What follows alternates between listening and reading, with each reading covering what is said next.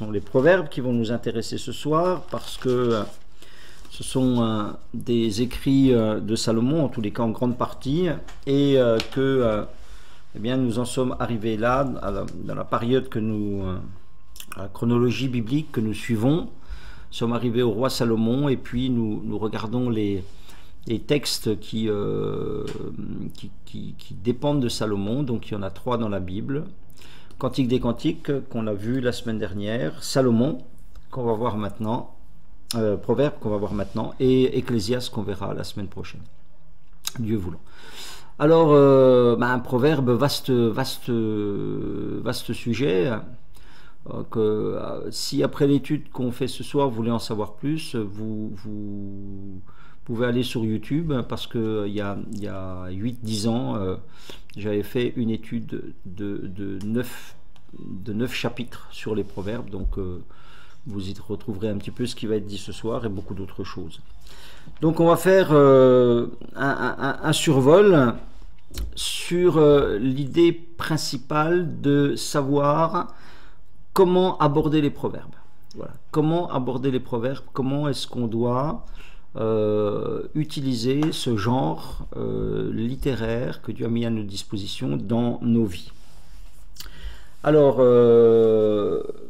chapitre 1, verset 1, Proverbe de Salomon, fils de David, roi d'Israël.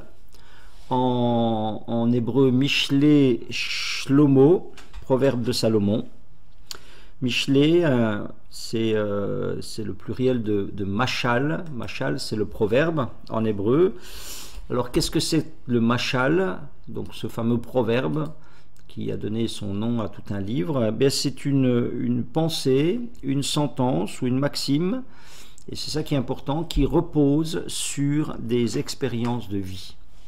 Qui repose sur des expériences de vie. Les proverbes nous parlent de choses qui ont été vécues. Machal, donc, en hébreu, ça vient d'un verbe qui signifie ressembler, comparer, c'est une comparaison, hein, c'est pour ça que vous avez le juste, le méchant, voilà, vous avez des comparaisons incessantes. Et ce verbe, en même temps qu'il signifie comparer, il dit aussi dominer. Et c'est certainement l'idée que il faut se placer au-dessus des choses pour bien les comparer. Donc, nous avons là toute une série de comparaisons sur 30 chapitres pour nous enseigner des vérités vécues et qui seront utiles à notre marche sur cette terre. Donc le Machal, il associe deux choses qui se ressemblent. Par exemple, si je prends Proverbe 25-25, Proverbe 25-25, petite illustration, il est dit là, comme de l'eau fraîche pour une personne fatiguée, ainsi une bonne nouvelle venant d'une terre lointaine. Vous voyez, vous avez au départ une réalité concrète, c'est-à-dire l'eau fraîche, voilà, ça c'est un constat, et puis une réalité morale, une application morale, une comparaison, et voilà, une bonne nouvelle, une bonne nouvelle venant d'une terre lointaine, c'est comme de l'eau fraîche pour une personne qui est fatiguée. On va voir plus de choses en détail après. Donc les auteurs du livre des Proverbes, ce n'est pas seulement Salomon, mais on estime grosso modo que les 2/3 des Proverbes sont de Salomon. Mais à la fin, vous avez le chapitre 30 et le chapitre 31 qui sont de personnes différentes, qui ne sont pas identifiées dans la Bible autrement, on ne les trouve nulle part ailleurs. Parole d'Agur, fils de Jaquet, au chapitre 30, et parole du roi Lémuel, voilà, des inconnus par ailleurs, hein, donc on ne sait pas. En chapitre 22, verset 17, il nous est dit aussi... Prête l'oreille et écoute les paroles des sages. Voilà, il est question d'hommes sages. Donc vous voyez, les 2/3 sont de Salomon, mais vous avez des paroles, des proverbes qui viennent aussi d'autres sages qui vivaient dans son temps. Et il faut savoir que en Israël, depuis David, les sages étaient vraiment un groupe à part entière. Vraiment un groupe à part entière, dont la voix portait.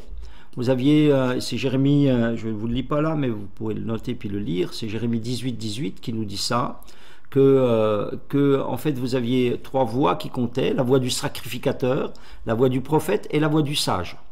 Et que finalement on mettait ces 3 voix ensemble pour savoir quelle était la direction qu'il fallait prendre. Le sacrificateur disait, posait la question de savoir que dit la loi. Le prophète posait la question de dire mais que Dieu dit, que dit Dieu aujourd'hui, maintenant. Et puis le sage, lui, disait est-ce que au travers de tout cela, ce que nous allons faire, la voie que nous allons prendre, est-ce qu'elle est sagesse ou est-ce qu'elle est folie? Voilà. Et c'est le mélange de ces 3 paroles qui finalement comptait pour prendre une décision. Et on l'avait lu quand on a étudié l'histoire de Salomon. Un jour, quand il était jeune, Salomon fait cette prière, il demande la sagesse à Dieu, et dans 1 Roi au chapitre 3 verset 12, Dieu lui dit: je te donnerai un cœur sage et intelligent. Et je vous fais tout de suite remarquer les 2 mots accolés, sage et intelligent. Dieu lui dit: je te donnerai un cœur sage et intelligent, de telle sorte qu'il n'y aura eu personne avant toi et qu'il n'y aura personne après toi, eh bien d'aussi sage. Voilà. Donc Salomon va recevoir une sagesse, et il va la manifester dans sa vie. Et dans 1 Roi au chapitre 4 au verset 29 à 34, j'ai dit que il n'y avait pas dans tous les fils de l'Orient un homme plus sage que Salomon. Et puis le même passage dit que il a prononcé 3000 sentences, il a parlé sur tout. Et il parlait, dit le texte, sur les arbres, sur les animaux, sur les oiseaux, sur les reptiles, sur les poissons. Voilà, tout était source d'observation. C'est une vie qui était observée et dont on tirait eh bien, des vérités, dont on tirait des leçons. Donc voilà, ça c'est une période, la période de Salomon, c'est une période de sagesse. Alors il y a un parallèle intéressant à faire, c'est entre le règne de David et le règne de Salomon. Vous le savez, on l'a vu que la période de David, ça a été une période qui était tourmentée. Le roi David a été dans le combat permanent toute sa vie. Il a eu une traversée difficile de la vie. Ces 40 années de règne ont été quand même assez tourmentées. La période le règne de Salomon, qui a duré aussi 40 ans, lui a été une traversée plutôt paisible. Et ce qui est remarquable, c'est que la période de David nous a donné des psaumes. Du temps de David, la plupart des psaumes sont de David ou de son époque, de Asaph, etc. Ça veut dire quoi? Ça veut dire que c'est vrai, dans la difficulté, on prie. Les psaumes, c'était la langue de David. En son temps, vous le lirez aussi dans la Chronique au chapitre 16 au verset 4, David était entouré de chantres. Voilà, c'était ça son groupe qui l'entourait, c'était des chantres auxquels il avait confié la louange, qu'il leur avait dit il fallait louer continuellement, il fallait s'approcher de Dieu continuellement. Ça, c'est la période de David, les psaumes, une période tourmentée. Et puis la période de Salomon, eh bien, elle nous donne les proverbes. Dans cette période plus tranquille, eh bien, c'est vrai que quand on a des périodes plus tranquilles, on est moins dans le combat, on n'est pas dans le combat.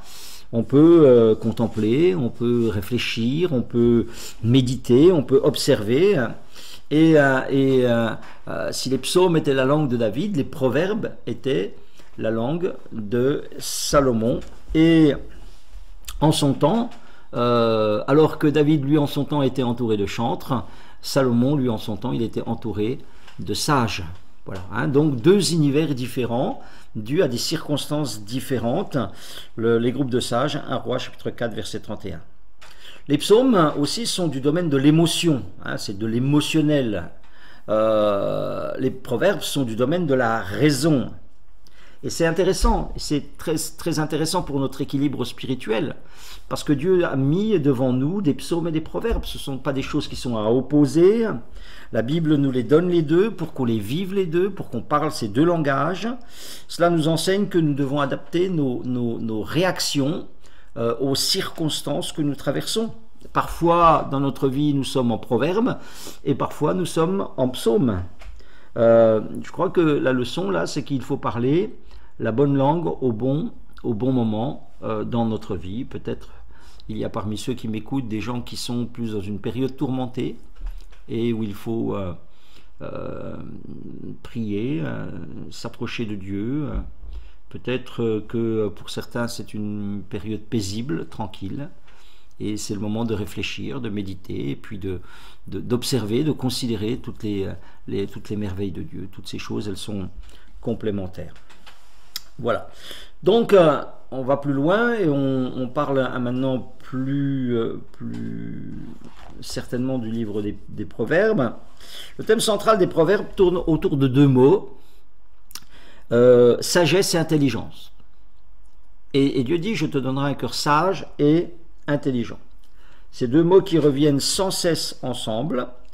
Alors je ne vous donne pas les versets, mais 1, 2, 2, 2, 3, 2, 10, 4, 5, 5, 1, 8, 1, 9, 10, etc., etc. Sans cesse, vous avez cette association sagesse, intelligence, sagesse, intelligence. Alors, quelque chose qui est important, quand on aborde la Bible en général et puis les proverbes, c'est quand même d'être au clair avec le vocabulaire qui est employé et qu'on ne donne pas notre définition des mots, mais qu'on donne la définition que la Bible donne. Si je demande mais qu'est-ce que c'est que la sagesse, qu'est-ce que c'est qu'être sage, on dira on parlera d'un enfant qui est sage. Donc c'est quelqu'un qui reste tranquille. Peut-être quelqu'un qui est sage, c'est quelqu'un qui réfléchit. Et puis on va pas aller bien plus loin que ça. Mais dans les proverbes, la sagesse, voilà l'idée de ce que c'est que la sagesse dans les proverbes. C'est un discernement exact du bien et du mal. Un discernement exact du vice et de la vertu. Un discernement exact du devoir, de ce qu'on doit faire, et de la complaisance à notre égard. Vous savez que parfois on s'oblige à des choses et puis parfois on se laisse aller. Donc la sagesse, c'est vraiment un discernement exact de ce qu'on doit faire à quel moment. Mais c'est pas encore ça, c'est pas seulement ça. Dans l'esprit des proverbes, la sagesse, c'est la prudence dans les questions matérielles. C'est l'art de conduire correctement ses affaires. Ça, c'est la sagesse. La sagesse, c'est l'art de bien traiter les autres. L'art de bien traiter les autres. La sagesse, c'est l'accord parfait entre ce que nous savons et ce que nous faisons. Ça aussi. Beaucoup, souvent, manque de sagesse. On sait des choses et puis il y a une discordance entre ce qu'on sait et ce qu'on fait. La sagesse, encore, telle qu'elle est définie dans les proverbes, c'est l'accord de notre comportement aux lois universelles. Pas seulement, mais parce qu'il y a des lois, les 10 commandements, etc. Je suis sage quand j'accorde ma vie à la pensée générale de Dieu sur l'univers. Ça, c'est la sagesse. Pareil pour l'intelligence. Ces deux mots, donc, sont un petit peu les deux pieds sur lesquels repose toute cette sagesse biblique. Alors, il y a l'intelligence. Alors, dans notre vocabulaire à nous, qu'est-ce que c'est que quelqu'un qui est intelligent? Quelqu'un qui est intelligent, c'est quelqu'un qui a des facultés intellectuelles, par exemple. Des capacités intellectuelles. C'est un garçon très intelligent. Voilà, c'est un garçon très intelligent. Il réussit ses études. Voilà. Mais qu'est-ce que c'est que l'intelligence selon la Bible? Qu'est-ce que c'est que l'intelligence selon les proverbes? L'intelligence selon les proverbes, c'est l'intelligence dont il est question là dans Proverbes, c'est la capacité à distinguer ce qui est valable et ce qui ne l'est pas. C'est la capacité à distinguer la vérité de l'erreur. C'est ça quelqu'un qui est intelligent, selon Dieu. C'est la capacité à distinguer l'attrait factice du moment et les valeurs durables. C'est-à-dire, c'est quelqu'un qui est intelligent, c'est quelqu'un qui va savoir miser sur ce qui va durer plutôt que sur ce qui est passager. Voilà, et je vous donne brièvement ce que sont la sagesse et l'intelligence dans les proverbes. On pourrait encore étoffer cette définition. Quand, par exemple, on lit les 6 premiers versets des proverbes, on va les lire ensemble.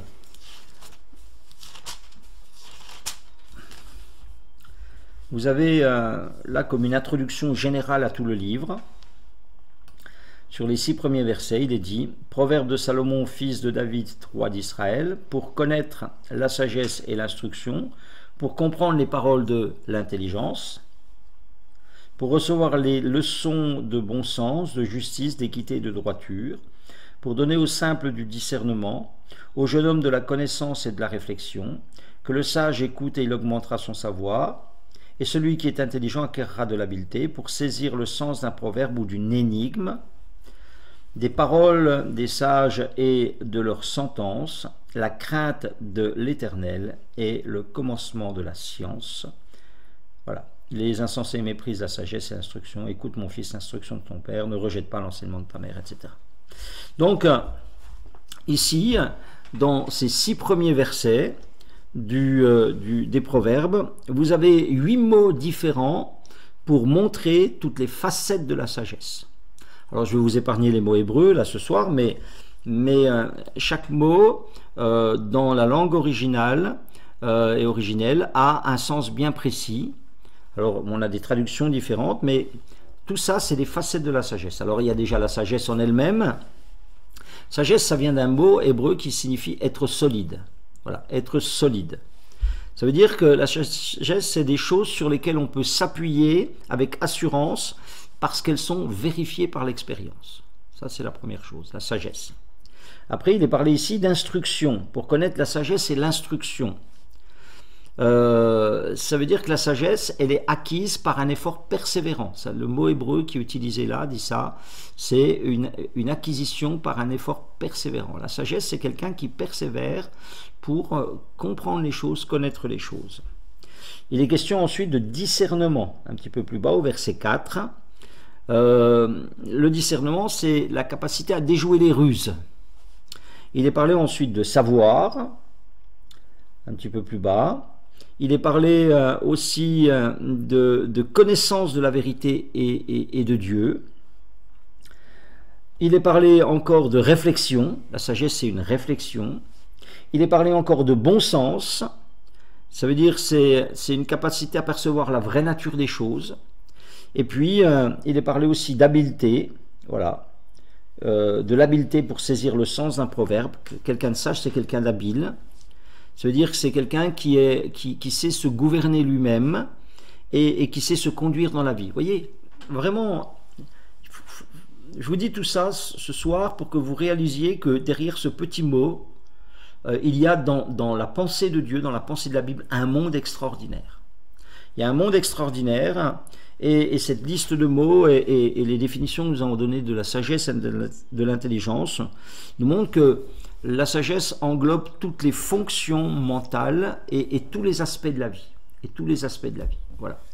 Donc, cette sagesse à laquelle nous sommes appelés, voilà, c'est pas une petite chose, c'est vraiment un fonctionnement profond de tout notre être. Je vais aller plus loin maintenant et voir avec vous quel est le but des proverbes. En tous les cas, quand ils ont été écrits, quand ils ont été donnés, quel était le but de ces proverbes? Là, on l'a vu au verset 8, il dit « Écoute mon fils l'instruction de ton père et ne rejette pas l'enseignement de ta mère. » Les proverbes, et très souvent, je n'ai pas noté là, mais mon fils, chapitre 3, voilà, chapitre 2, mon fils. Donc, c'est l'instruction qui est donnée à la génération suivante. L'instruction qui est donnée à la génération suivante pour lui transmettre eh bien, ce qui a été acquis, ce qui a été compris et ce que les parents ont compris de la vie pour que eh bien, l'enfant puisse en tirer bénéfice dans sa marche à lui. Donc, le livre des Proverbes, c'est une sorte de manuel d'instruction élaboré par l'expérience et qui sert, écoutez bien, à éviter les pièges de la vie.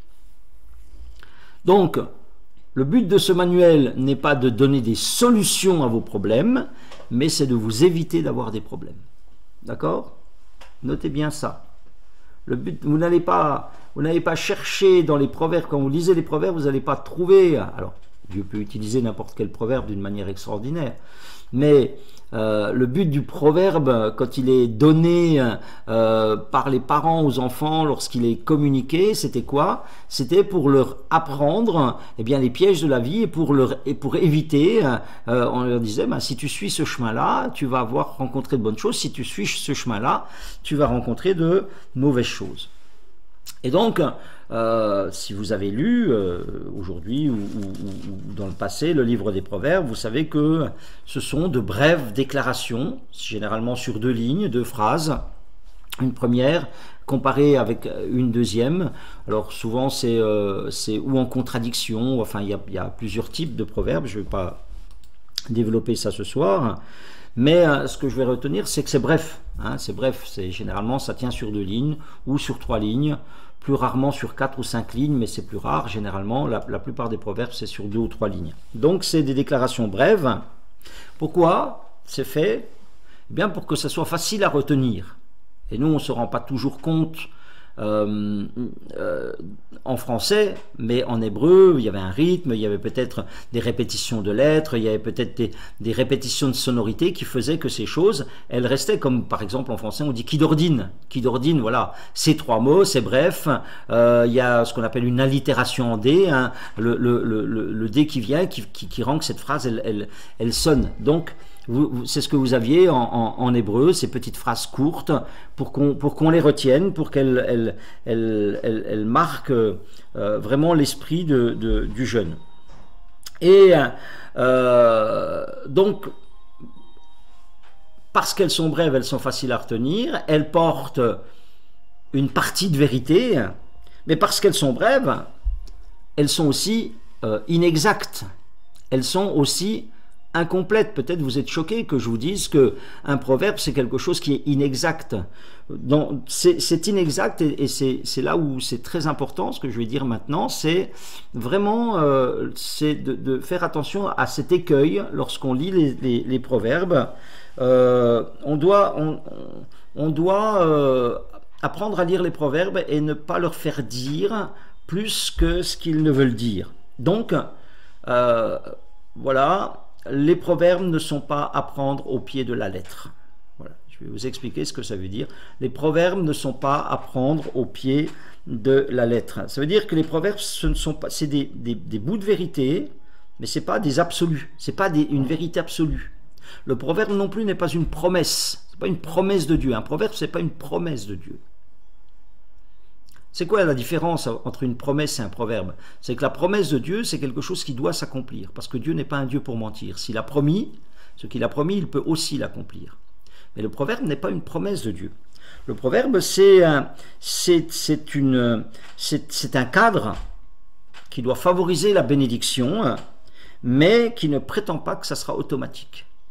D'accord? Lorsque vous lisez un proverbe, ce qui est écrit là, je vais vous donner quelques exemples, vous n'avez pas la garantie que ça va s'appliquer automatiquement dans votre vie. Prenons 1 ou 2 exemples pour que vous compreniez cette pensée. Proverbe chapitre 10, verset 27.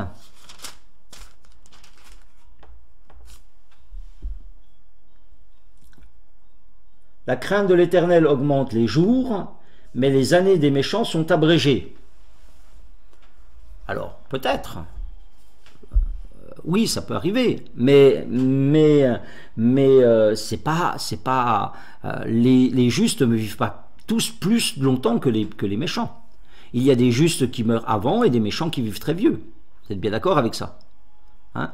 Donc, vous voyez, ici, vous avez un cadre qui nous dit que, ben oui, quand quelqu'un marche avec Dieu, il a des garanties. Peut-être la crainte de l'Éternel l'empêche de faire des bêtises, l'empêche de tomber dans des pièges de la vie, l'empêche de consommer des choses qui lui seront nuisibles, d'avoir des fréquentations qui lui seront nuisibles. Donc, il se met dans un cadre qui lui donne certainement une garantie de vivre plus longtemps. Mais on sait aussi que parfois, des gens... qui ont la crainte de Dieu, ont pu mourir, on voit dans les Écritures, ne serait-ce que le Seigneur Jésus, hein, ne serait-ce que le Seigneur Jésus qui n'a pas atteint 90 ans. Voilà. Donc, vous voyez, ce que je veux dire, c'est que vous avez une vérité, vous avez un cadre, mais ça n'est pas quelque chose d'automatique, de systématique. Au proverbe, il y aura toujours des exceptions. Prenez chapitre 12, verset 21. Aucun malheur n'arrive au juste, mais les méchants sont accablés de maux. Alléluia.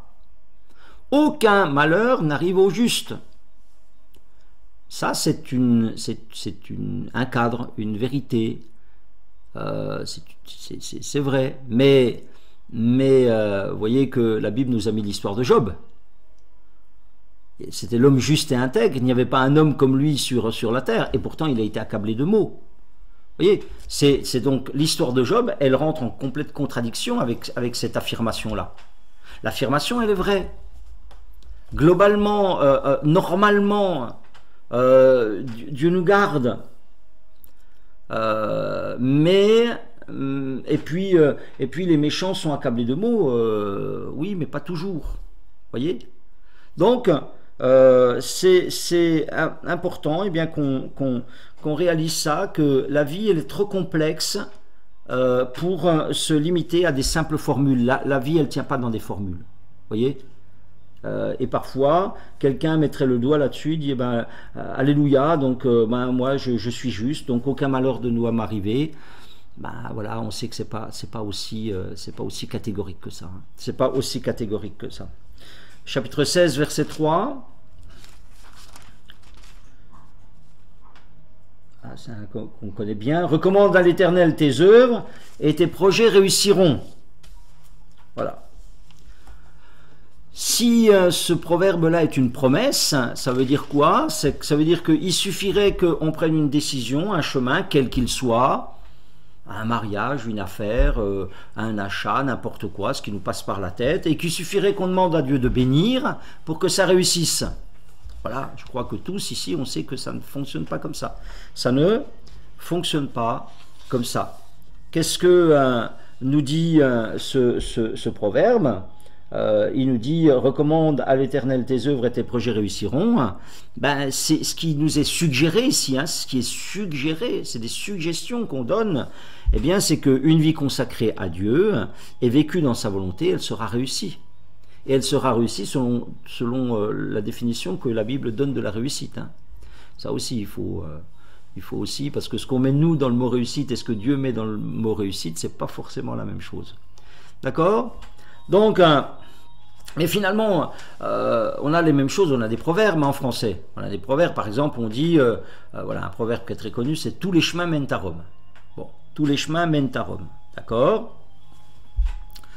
Est-ce que tous les chemins mènent à Rome? Voilà, je vais prendre une route et puis je peux faire des milliers de kilomètres sans arriver à Rome, d'accord? Qu'est-ce que nous dit donc il y a une idée dans ce proverbe français, tous les chemins mènent à Rome. On nous dit qu'il y a plusieurs moyens d'arriver au même but, d'accord? C'est ça qui nous est dit là. Mais d'une manière absolue, toutes les routes n'aboutissent pas à Rome. Si vous voulez, c'est un proverbe qui nous donne une idée, mais qui ne nous donne pas une indication géographique, d'accord? Donc ça, c'est important qu'on réalise ça. En fait, d'une manière globale, les proverbes nous disent que si nous suivons les conseils de la sagesse, il y a une plus grande probabilité, de vivre la bénédiction. Et donc on reste au stade de la probabilité. Suivre les recommandations de la sagesse, marcher dans la crainte de Dieu, c'est beaucoup plus probable de trouver de bonnes choses que de mauvaises choses. D'accord? Mais si nous vivons les proverbes comme des promesses, eh bien nous allons aller de déception en déception et d'incompréhension en incompréhension, parce que finalement on va dire mais ça marche pas, comment que ça se fait, pourtant c'était écrit. Oui, mais c'était écrit, mais c'est moi qui ai mal abordé le sens des proverbes. Donc c'est très important, eh bien qu'on comprenne ça. Je voudrais vous faire d'autres petites remarques brèves. Si vous avez lu les proverbes, vous avez remarqué, alors bien sûr, il est parfois fait mention de l'Éternel, mais vous avez énormément de proverbes qui n'ont rien de religieux, qui n'ont rien qui n'ont rien de religieux. Pourquoi? Parce que tout n'est pas religieux dans la vie, tout n'est pas spirituel dans la vie. Il y a des choses qui sont simplement de l'ordre du naturel. Il y a des leçons qui sont des leçons de bon sens naturel. Et donc les proverbes nous disent qu'il y a beaucoup de choses donc, qui relèvent de bonnes habitudes à prendre, de bon sens à avoir. Donc les proverbes dans l'écriture corrigent cette tendance extrémiste à tout vouloir spiritualiser. Parce que tout ne se spiritualise pas dans la vie.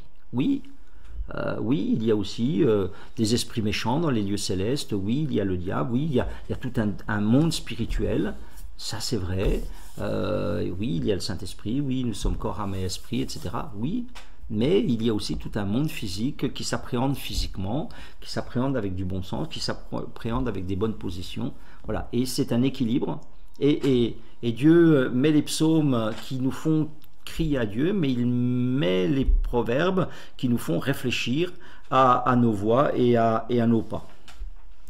Je remarque aussi, petite remarque sur les proverbes, c'est que les proverbes ne citent jamais Israël. Alors oui, quelqu'un me dira, mais si, au chapitre 1, verset 1, oui, parce qu'il nous est dit fils de David, roi d'Israël. Mais dans le reste des proverbes, il n'est jamais question d'Israël. Pourquoi ? Parce que les proverbes ne sont pas quelque chose qui dépend de la loi, c'est quelque chose qui est avant la loi. C'est quelque chose qui est universel. Le proverbe, c'est une pensée, un constat du fonctionnement de la vie, des fonctionnements humains, voilà, qui est indépendant de la loi, qui est indépendant d'Israël, qui est propre à tous les hommes. D'accord ? Et puis, j'avais dit que j'en parlerai la semaine dernière, le préciser, que beaucoup de proverbes fonctionnent comme des énigmes.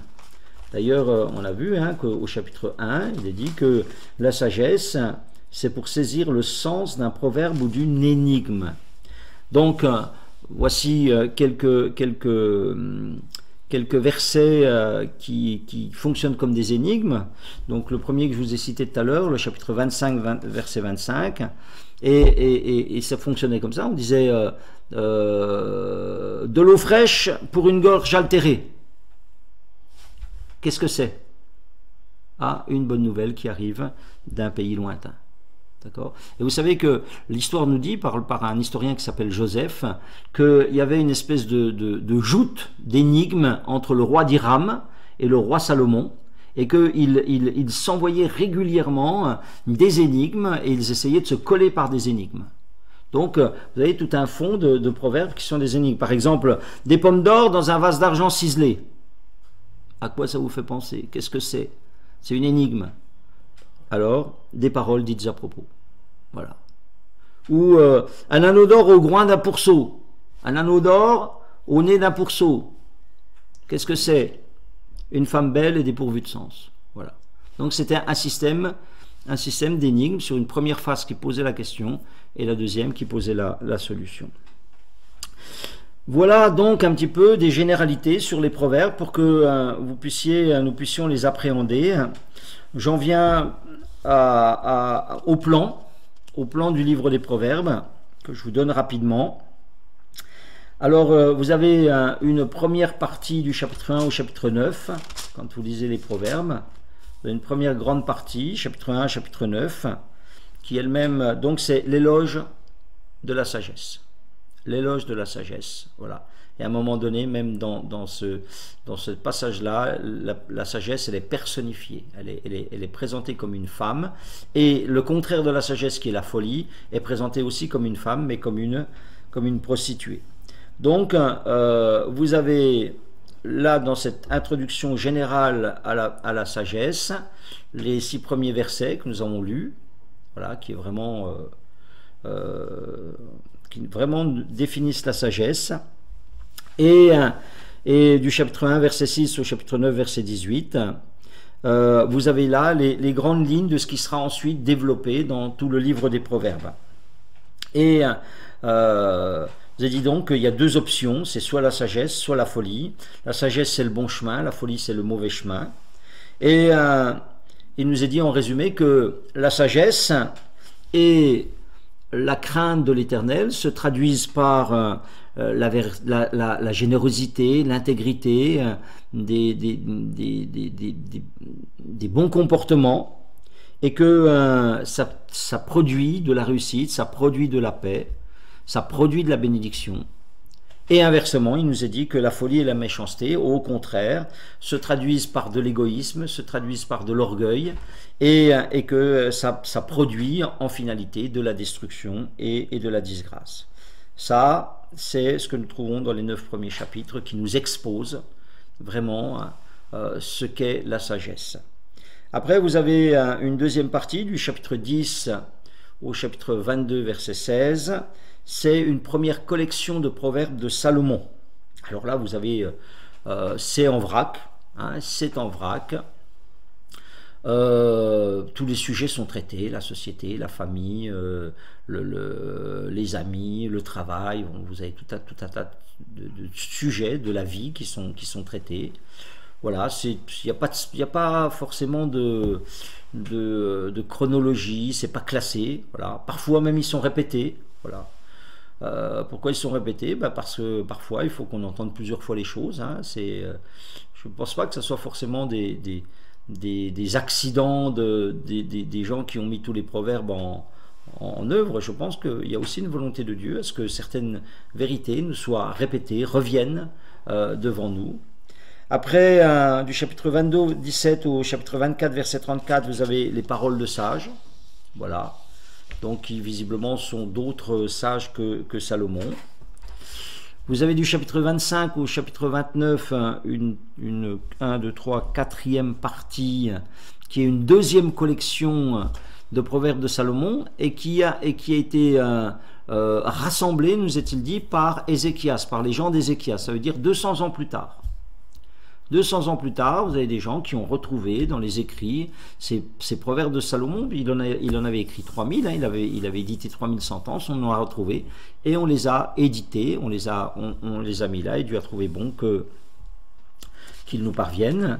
Vous avez le chapitre 30, les paroles d'Agur.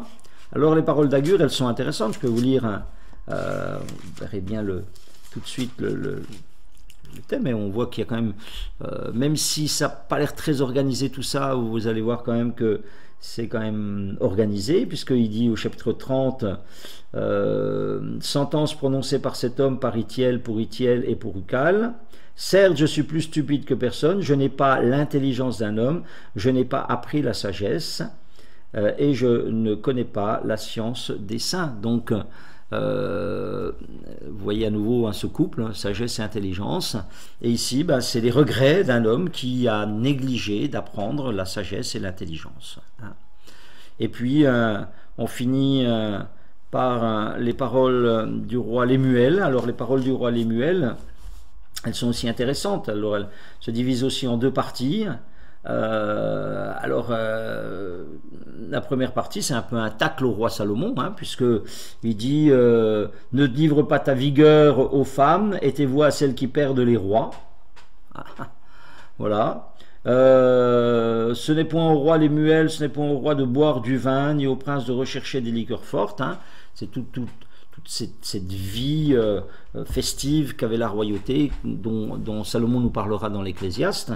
Voilà, qui est dit là, et puis dire voilà, quand les rois se livrent aux femmes et aux alcools, ça finit pas bien. Et puis ça finit, les proverbes finissent par un poème qui est très connu, c'est le portrait de la femme vertueuse. Alors c'est un poème, hein, c'est un poème acrostiche. Qu'est-ce que c'est qu'un poème acrostiche? C'est un poème alphabétique. Ça veut dire qu'en hébreu, la première ligne c'est A, la deuxième ligne c'est B, la troisième ligne c'est C, la quatrième ligne c'est D. Hein, vous voyez, c'était mnémotechnique pour qu'on puisse se souvenir, qu'on puisse apprendre par cœur. Et là, il nous parle, eh bien c'est le cadre dans lequel une femme doit conduire sa vie, hein, et pour être bénie de Dieu. Voilà. D'accord, donc voilà, c'est un poème acrostiche. Voilà des généralités sur les proverbes. Je voudrais aussi vous dire, quand vous lisez les proverbes, alors parfois vous avez des proverbes qui sont un peu énigmatiques. vous dire quand même que il faut prendre en compte que c'est une traduction de l'hébreu qui est une langue particulière. Je voudrais vous dire quelques petits trucs sur l'hébreu qui sont assez intéressants. L'hébreu, c'est ce qu'on appelle une langue synthétique. Le français, c'est une langue qu'on appelle analytique. C'est quoi la différence? C'est que le français, en français, il faut plusieurs mots pour exprimer une idée, alors que dans une langue synthétique, comme l'hébreu, un seul mot suffit. Donc, en hébreu, le verbe est toujours réduit à un seul mot, alors qu'il en faut 2 ou 3 en français. Je suis aimé, j'ai bien mangé. Tout ça en hébreu, ça n'existe pas. Vous avez un seul mot et les subtilités, les nuances sont dans le mot au travers d'une lettre qu'on change et qui change tout le sens du mot. De même pour le nom, l'article, je sais pas moi, c'est ma sœur, tout ça, nous on a plusieurs mots. En hébreu, vous avez un seul mot et tout est intégré, toute la nuance est intégrée dans le mot. Pourquoi je vous dis ça? Parce que, par exemple, vous prenez le mot « la crainte de l'Éternel est le commencement de la sagesse ». La crainte de l'Éternel est le commencement de la sagesse. Vous avez 10 mots. Vous savez combien vous en avez en hébreu? Vous en avez 4. D'accord? Donc, vous voyez la difficulté, c'est que vous lisez un verset en hébreu, vous avez 4 mots, et vous êtes obligé en français d'en mettre 10 pour rendre l'idée qui est dans l'hébreu. En hébreu, vous avez 2 paires de mots, crainte éternelle, commencement, sagesse. Voilà, c'est ça, le verset il dit ça. D'accord? Donc, et avec les subtilités à l'intérieur du mot, on peut bien sûr reconstruire la phrase. L'hébreu utilise peu le verbe.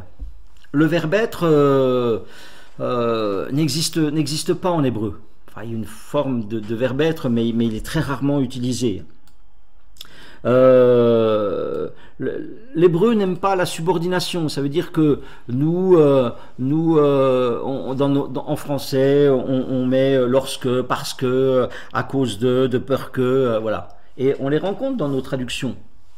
Mais même si elles existent en hébreu, elles sont très rares. L'hébreu, lui, il met « et ». Je vais vous donner un exemple. Le soleil se leva et Lot entra à Tsoar. D'accord? Ça, c'est l'hébreu. Le soleil se leva et Lot entra à Tsoar. Et puis, quand on traduit, second, il met le soleil se leva lorsque. Donc, vous voyez, il est obligé de mettre. Il met une causalité. Hein. Darby, lui, il met quand. Donc, ça veut dire que dans la traduction, on est le français obligé de rajouter des mots pour pouvoir traduire. Donc, pourquoi je vous dis ça? Eh bien, je vous dis ça parce qu'il ne faut pas que, vous voyez, qu'on achoppe sur des versets, des proverbes, parce que la brièveté des phrases les rend difficiles à traduire. C'est pas quand vous avez un texte entier, vous avez un contexte, c'est plus facile de traduire parce que le contexte vous aide vraiment. Vous voyez? Là, vous avez des formules qui sont souvent en 3, 4, 5 mots, voilà, et qu'il faut rendre dans la langue que nous comprenons. Voilà. Donc voilà, c'était une petite chose que je voulais vous souligner, voilà, pour que on comprenne. Parfois on tombe sur des proverbes, c'est pas très clair, hein, c'est pas très clair parce que c'est pas toujours facile à rendre.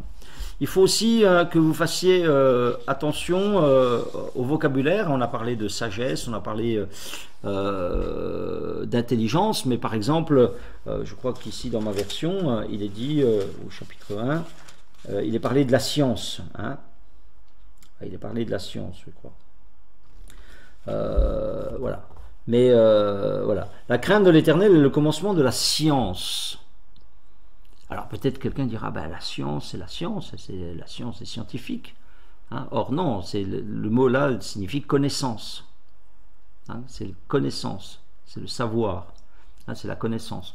Donc attention à des mots qui ont mal vieilli, qui n'ont pas bien le sens du dictionnaire qu'on comprend nous avec nos propres définitions, hein. Et puis bah, le stupide, par exemple, le stupide, alors bah, voilà, chez nous le stupide ça veut peut-être, ou le méchant, mais il faut toujours qu'on prenne pas la définition qu'on en a nous aujourd'hui au XXe siècle, mais la définition que la Bible en donne, hein. Le méchant, c'est celui qui n'a pas la crainte de Dieu, qui ne veut pas suivre Dieu, qui veut vivre selon sa propre volonté, c'est ça le méchant, hein, etc. Donc, tout cela pour vous dire que les proverbes sont finalement quoi? Sont des bouts de vérité qui nous disent que prendre un chemin plus tôt qu'un autre sera plus profitable. D'accord? C'est ça que nous disent les proverbes. Les proverbes nous disent, voilà, quand je lis le proverbe, je veux dire, voilà, si tu bois des liqueurs fortes, oui, tu peux boire des liqueurs fortes, mais tu risques d'avoir des conséquences. Et c'est vrai. Voilà. Etc., etc. Et je finirai juste avec cette petite chose énigmatique, hein, c'est comment se fait-il que le roi sage, Salomon, et vous voyez bien que la sagesse finalement n'aboutit pas à une pleine bénédiction, hein. Comment se fait-il que le roi Salomon finalement a fini à chuter, finisse aussi mal? Et on s'est interrogé, et c'est vrai que ça interroge. Comment se fait-il, voilà, qu'un homme aussi sage, aussi réfléchi, qui a enseigné la sagesse, comment se fait-il qu'il ait une fin aussi difficile? Je vous dirai deux choses. Premièrement, la sagesse, aussi grande soit-elle, n'est pas une garantie absolue. Donc, vous voyez, on revient sur cette idée. La sagesse, aussi grande soit-elle, et elle était grande chez Salomon à un moment de sa vie, n'est pas une garantie absolue. Et deuxièmement, ça c'est très intéressant et très important, la sagesse, lorsqu'elle est déconnectée du spirituel, lorsqu'elle n'est qu'une morale, elle n'est plus qu'une morale insuffisante. D'accord? Donc nous avons besoin de mettre de la morale dans nos vies, mais nous avons besoin d'une dimension spirituelle. Et si je conduis uniquement ma vie avec les proverbes, avec des sagesses, je m'éviterai certainement beaucoup de difficultés, mais ça ne sera pas suffisant parce que il faut la croix, hein. La croix, c'est cette relation verticale, ça c'est la spiritualité, cette relation horizontale avec les hommes, ça c'est plutôt eh bien, la sagesse, le bon rapport que je peux avoir avec les autres. Voilà, je ne sais pas si vous avez un verset que vous aimez bien dans les proverbes. Moi j'en ai deux, un qui m'est particulièrement cher puisque j'ai vécu une expérience extraordinaire avec lui, c'est Proverbe 23, verset 4, ne te tourmente pas pour t'enrichir, n'y implique pas ton intelligence. Je le disais encore cette semaine, un jour ce verset-là est comme sorti de la Bible pour me parler, vraiment sorti de la Bible pour me parler, et m'a amené à vivre une grande délivrance. Donc je ne peux pas vous le raconter ce soir, la plupart vous le connaissez. Et puis au chapitre 30, verset 8, je crois que c'est vraiment peut-être quelque chose que je préfère dans les proverbes, où il est dit ne me donne ni pauvreté ni richesse, accorde-moi le pain qui m'est nécessaire, de peur que dans l'abondance je ne te renie et ne dise qui est l'Éternel, ou que dans la pauvreté je ne dérobe et ne m'attaque au nom de mon Dieu. Voilà. Je crois que j'aime bien ce verset parce qu'il nous amène à cette vie d'équilibre. Voilà, ni trop peu, ni richesse ni abondance. Voilà. Que Dieu soit béni pour sa belle parole. Amen.